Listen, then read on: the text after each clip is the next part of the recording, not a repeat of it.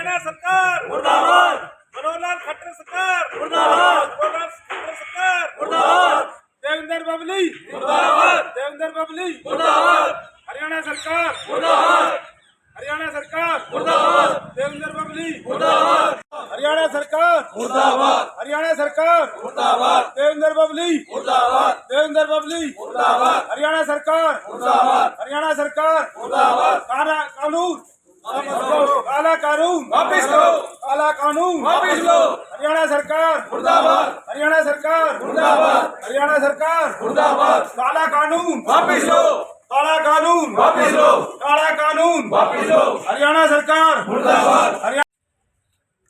इस चीज को लेकर के सरकार के द्वारा जो पंचायती राज व्यवस्था पर थोपे हुए काले कानून हैं उनको वापस कराने के लिए कुछ सरपंचों के हक हैं जो सरपंचों को दिलाने के लिए ये ज्ञापन दिया है। डीसी साहब के महोदय के नाम, मुख्यमंत्री जी के नाम दिया है और उपायुक्त महोदय के द्वारा उनके पास जाएगा। हमने बीडीपीओ कार्यालय में पटौदी आकर के सभी सरपंचों ने बीडीपीओ साहब को ज्ञापन सौंपा है। उसमें निम्नलिखित मांगे की गई है। सर्वप्रथम ई टेंडरिंग की जो प्रक्रिया पंचायतों पर थोपी जा रही है, सरकार उसको तुरंत प्रभाव से वापस ले। दूसरा राइट टू रिकॉल है। पंचायती राज व्यवस्था पर राइट टू रिकॉल लगाया गया है। या तो जितने भी जनप्रतिनिधि हैं, चाहे विधायक हो चाहे सांसद हो, उन पर भी राइट टू रिकॉल का कानून थोपना चाहिए या लगाना चाहिए, अन्यथा सरपंचों पर भी तुरंत प्रभाव से हटा लेना चाहिए।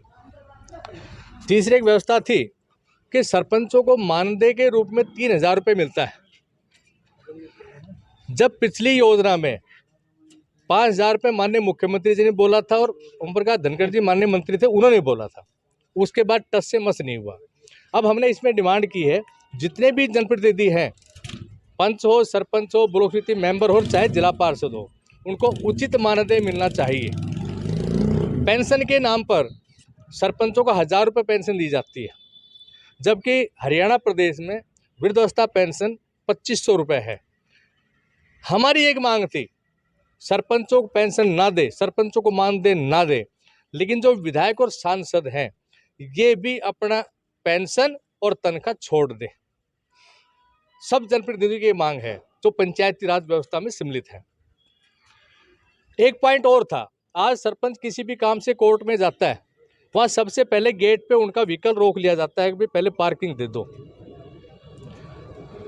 वो पार्किंग व्यवस्था और टोल भी खत्म किया जाए। जैसे विधायक और सांसद को मेडिकल फैसिलिटी प्रोवाइड कराई जाती है, उनके तो सारे परिवार को मेडिकल सुविधा मिलती है, ऐसे ही जो भी जनप्रतिनिधि हैं उनको भी सुविधा प्रदान की जाए।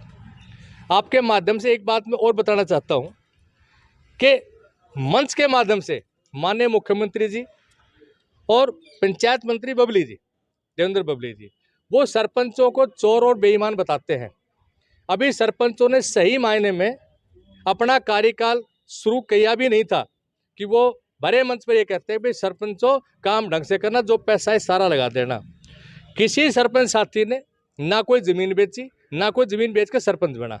माननीय मुख्यमंत्री जी भी ये कहते हैं मंच के माध्यम से कि आप लोगों को पता होगा कि सरपंच ज़मीन बेच करके सरपंच बने हैं और आगे आप खूब समझदार हो।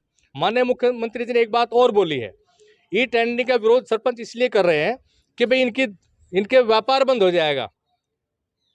सरपंचों का क्या व्यापार है, सरपंच क्या व्यापार कर लेगा। पंचायती राज व्यवस्था में सरपंच के साथ साथ उनके पास सरकार के पास ग्राम सचिव है, सरकार के पास जेई है, एसडीओ है, एक्शन है, विजिलेंस है, पुलिस है और सोशल ऑडिट कमेटी भी बनाई हुई है। जिस अथॉरिटी के ऊपर इतनी पाबंदियां हो और उसको बेईमान बताया जाए, इसका मतलब तो ये है कि सरकार की जो भी व्यवस्था बनी हुई है, जो भी सरकारी महकमे हैं, वो सभी बेईमान हैं। आज सरपंच अगर कोई पैसा विड्रॉल करता खाते से, उसमें ग्राम सचिव और सरपंच के दोनों के साइन होते हैं। जब इतनी पाबंदियां हैं, सरपंच अपनी मर्जी से कुछ नहीं करता।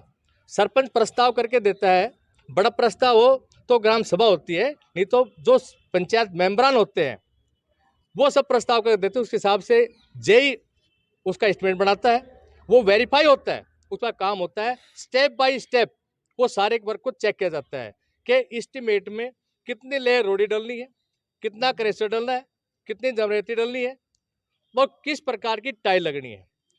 जो मेटेरियल के रेट हैं वो जिले के उपायुक्त महोदय ने फिक्स किए हुए हैं।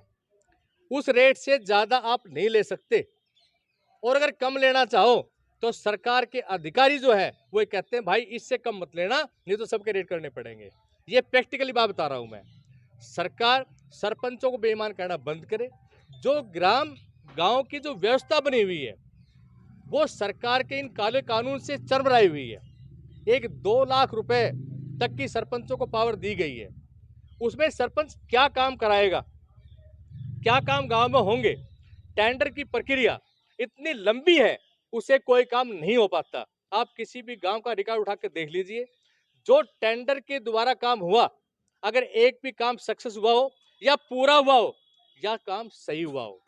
जब एक सरपंच गांव में कोई काम करता है, उस पर कोई भी गांव का आम आदमी आके कह देता है भाई सरपंच साहब ये मेटल सही नहीं लग रहा, सरपंच को उसकी क्वालिटी अगर गलती से गलत भी है तो उसको ठीक करना पड़ेगा।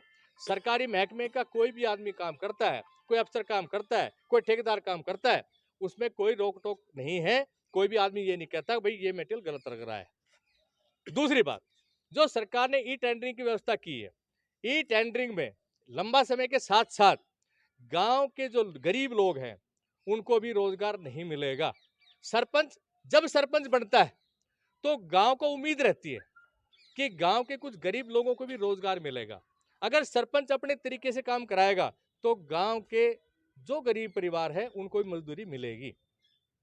इन सारी व्यवस्थाओं को देखते हुए सरपंचों का आंदोलन चला हुआ है। पिछले वीक में भी ट्रेनिंग थी सरपंचों की, उस टाइम कोई भी सरपंच ट्रेनिंग में शामिल नहीं हुए। दूसरी बार सरकार ने 13 से 15 ट्रेनिंग का प्रोग्राम रखा गया। मैं ये कहता हूं गुड़गांव का प्रधान होने के नाते कि जब तक सरकार हमारी मांगे नहीं मानेगी, जब तक हमारा आंदोलन भी जारी रहेगा और किसी प्रकार की कोई ट्रेनिंग या कोई सरकारी प्रोग्राम सरपंच अटेंड नहीं करेंगे और ना ही कोई प्रस्ताव देंगे। गलती से किसी सरपंच साथी ने भूल से कोई प्रस्ताव दे भी दिया हो, बहकाव में दे भी दिया हो, आगे वो कोई कार्रवाई नहीं करेंगे जब तक सरकार ने बातों पर सुनवाई नहीं करेगी। 20 तारीख को सारे हरियाणा प्रदेश में, जो हमारी हरियाणा प्रदेश की कोर कमेटी है उसके 25 मेंबर है, उसका एक नुमाइंदा मैं भी हूं। आने वाली 20 तारीख को सभी जिले में उपायुक्त महोदय के नाम ज्ञापन दिया जाएगा एक साथ। उसके बाद भी अगर सरकार नहीं चाहती तो 1 तारीख को चंडीगढ़ रवाना होंगे सभी सरपंच, मुख्यमंत्री जी के आवास का घेराव करेंगे। इसी के साथ धन्यवाद। रबड़ की स्टैम्प तो फिर भी थोड़ा बहुत काम कर दिया है, बाकी सरकार को कोई काम कुछ ना कर सके। अभी मैं बबली जी से करीब 22 तारीख को मिला था, 23 तारीख को, तो कहा भाई सरकार के साथ हो या हमारे साथ हो। मुख जी हम तो आपकी ना, वो सरपंचों के साथ हो या हमारे साथ हो। मुख जी हम सरकार के साथ है। हमारा गांव का एक टेंडर था शमशान भूमि का, वो 4 बार लग चुका, आज तक उस पर कोई कार्रवाई ना हुई। उसके बाद में जब हमने कही जी वो टेंडर तो है 16 लाख रुपए का, वो 24 लाख रुपए का काम है, आपकी एस्टिमेट बनता है 16 लाख रुपए, कोई ठेकेदार लेने को लिए तैयार नहीं है। 4 बार कैंसिल हो गया। जब ही एक्शन साहब पे फोन मिलाया, भाई वो जितने भी टेंडर लगे हैं सबका जवाब चाहिए मुझे कल शाम तक, और इस भोडा कला की जो शमशान का इसका टेंडर दोबारा छोड़ो और तगादे से काम करवाओ। आज तक भी वो टेंडर नुका का नु पड़ा है। अब कह रहे जई कदी तो नुका दे, आज लगा दिया कल लगा दिया, पर अभी तक कोई कार्रवाई नहीं हुई। सरकार इतनी निकम्मी है, इससे ज़्यादा कोई शब्द कहने के लिए बाकी नहीं है। मैंने अपनी कार्रवाई में पूरा रजिस्टर भर दिया, इतने काम कर दिए, आज तक एक भी काम भोडा कला में सरकार के मुताबिक नहीं हुआ। और जब डंडा आ जाए ना, रोड साफ हुआ, उसकी पेमेंट आज भी जई नू कह रहा है PWD वाला, भाई वो सरपंच पेमेंट दे देना, वो रकम मजदूरा का देना है, सरपंच अपने घर से कहाँ से दे दे। तो जब हेलीपैड की बात आई स्कूल के, गवर्नमेंट स्कूल में भाई हेलीपैड बनानी है, तो उन्होंने बोला यहाँ नहीं बन सकती, गंदगी बहुत ज़्यादा है। तहसीलदार मैडम ने कही भाई यहाँ गंदगी को मिटा दो। मैंने रात में 24 ट्रैक्टर चला के, 2 JCB चला के वो गंदगी मिटा दी। अब पैसे का नंबर निकालने का आया तो वो नहीं हुआ, वो नहीं हुआ, वही बहानेबाजी। एक हमारे 14 किले में कचरा पड़ा हुआ था पंचायती ज़मीन का, उसको हटवा दो, पार्किंग बनानी, वो हटवा दिया, उसका भी कोई लेना देना नहीं। यानी कि सरपंच सारा काम करे सरपंच, और पैसे देने हैं इनने। ये टेंडर बहुत बुरी चीज़ है, आज तक कोई भी टेंडर किसी किस्म का नहीं लगा। मैं तो ये कहता हूँ सरकार किसी काम की नहीं है, इससे ज़्यादा भाई ने कह दिया, जो मैंने कह दिया काम आप जाके देख लो। पैसे की बारी आई तो भाई अब सरपंच या तो अपने धौरे से देने पड़ेंगे या करना पड़ेगा। दिया है वो किस विषय को लेकर के दिया है? आज का जो दिन है, आज का दिन हम मानते हैं भाई बहुत ही काला दिन है हमारे लिए, तो बहुत ही बेकार दिन है, जिसके लिए आज हमने सबने इकट्ठा होना पड़ा सभी सरपंचों को, इसलिए कि भाई हम ना तो कोई काम कर सकते। सरकार ने एक ऐसा कानून ला दिया हमारे लिए, अब भाई आप 2 लाख से ऊपर का काम टेंडर से होगा। उस टेंडर की प्रक्रिया इतनी लंबी चौड़ी है कि उसको आदमी फॉलो कर ही नहीं सकता कोई सरपंच, उसके लिए बहुत टाइम लगेगा। अगर टेंडर से काम होते रहे तो 5 साल में ज़्यादा से ज़्यादा सरपंच 2 से 4 काम कर सकता है, और इसमें इतना लंबा है, सरपंच के हाथ से कुछ नहीं रहा, सब बाहर निकल गया। हमने लोगों ने हमें बनाया है, बहुत उम्मीदें, उम्मीद के साथ हम आए। हमारी भी एक थी कि भाई लगन था, काम करेंगे गांव में, विकास करेंगे गांव का, लेकिन क्या रहा है सरपंचों के पास तो कुछ भी नहीं है। इस वजह से हमने इकट्ठा होना पड़ा है। जो ये कानून बना है अभी टेंडरिंग से 2 लाख से ऊपर का ये टेंडर होगा, अब इसी के लिए हम सब इकट्ठे हुए हैं, और यही एक बात है। इसमें काले कानून में सबसे पहले जैसे कि हम भाई साहब ने भी बताया, अजीत ने भी हमारे जिला अध्यक्ष जी हैं, और अपने भाई धर्मपाल जी ने भी बताया, जो हमारे ये 5 प्रधान हम यहाँ पे खड़े हैं आपके सामने। इसमें सबसे बड़ी ई टेंडरिंग को लेके जो खामी है, ई टेंडरिंग, अगर ई टेंडरिंग से ही काम कराना है गाँव पंचायत में, तो सरपंचों की मेरे ख्याल से, मैंने काफ़ी डिटेल में इसको पढ़ा भी है, समझा है, मेरे ख्याल से कोई ज़रूरत है ही नहीं सरपंचों की, पंचायत की। क्यों? मैं आपको सीधा सा एक एग्जांपल देता हूं कि हमारे आजकल सरकार ने ना हमारे को 3 साल से, हम लोग ये सब पंचायतें थी नहीं, तो ग्राम दर्शन पोर्टल सरकार ने बनाया, अपना एक दे दिया हमारे को पेज, भाई इस पर अपने गांव की रिक्वायरमेंट डाल दो। सब ने अपने अपने गाँव की सारी रिक्वायरमेंट इसमें डाल दी है। तो क्या काम करना है वो सरकार के पास इस पोर्टल में आ ही गया है, अपना ग्राम दर्शन पोर्टल में, उसके हिसाब से अपनी प्रायोरिटी ले लें और उसके हिसाब से काम करते। सरपंच कहाँ से इसमें ज़रूरत पड़ेगी? सरपंच की कोई ज़रूरत नहीं है, कोई प्रस्ताव देने की कोई ज़रूरत नहीं है, क्योंकि जब हम प्रस्ताव उनके हिसाब से हमने दे दिया, या एक पेपर पे सिंपल जाके गांव में जाके बिना पंचायत के एक रिक्वायरमेंट नोट कर लाते, बीडीओ साहब को दे देते, ये अपना ई टेंडरिंग से काम कराते रहते। इसमें सरपंच और पंचायत की कोई ज़रूरत नहीं है इस कानून में, ना ई टेंडरिंग का ज़रूरत है। इसमें राइट टू रिकॉल है। पहले सरपंच को डरा दिया गया है कि आपको थोड़ा सा भी कुछ कर रहे हो, 10-20 आदमी 50 आदमी आगे गांव से आपको हटा दिया जाएगा, पहले डर बांट दिया है, तो ये है। उसके अलावा आप मानदेय देखो, इसमें 3,000 रुपये, 3,000 रुपये में आदमी का एक, आज आपको भी छोटा सा पता है कि 2 बार अगर डिस्ट्रिक्ट तक चला गया आदमी का 3,000 का खर्चा लग जाता है, गाड़ी तांगे में 5-10 आदमी भी ले जाने पड़ते हैं।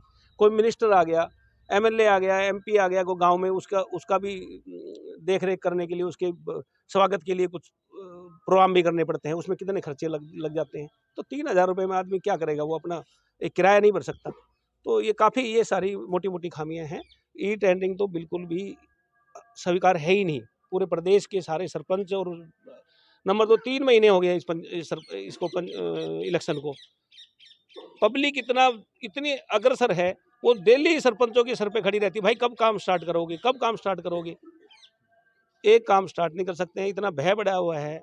और ये मेरे को लग नहीं रहा, अगर ये ऐसे सरकार ने इसी पे अड़ी रही तो ये आगे लंबा नहीं चलने वाला है। ये ऐसे ही सरकार के इलेक्शन भी आने वाले हैं 1 साल के, 1.25 साल में, जब तक ये ठप्पी पड़ा रहेगा काम, और लोग अपना इस से प्रताड़ित होके ना कुछ दूसरा ही फैसला लेना पड़ जाएगा। तो इस सरकार को सोचना चाहिए, जल्दी जल्दी इस पे कुछ आगे आके इस कानून को वापस ले, और अपने सरपंचों के हिसाब से इनकी थोड़ी बहुत समझे, और इनकी ये रिक्वायरमेंट जो 5-6 छोटी-छोटी रिक्वायरमेंट है, आपको पता है कि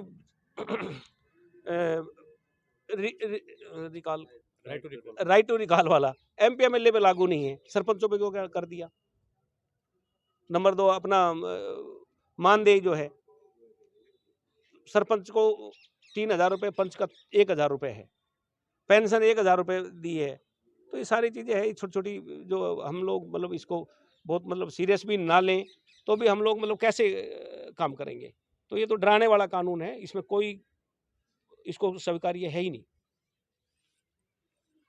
खबरों को जानने के लिए आप हमारे चैनल पर बने रहें, हमारे चैनल को सब्सक्राइब करें, बेल आइकन दबा लें लेटेस्ट अपडेट के लिए, और हमारी खबरों को ज़्यादा से ज़्यादा शेयर ज़रूर करें।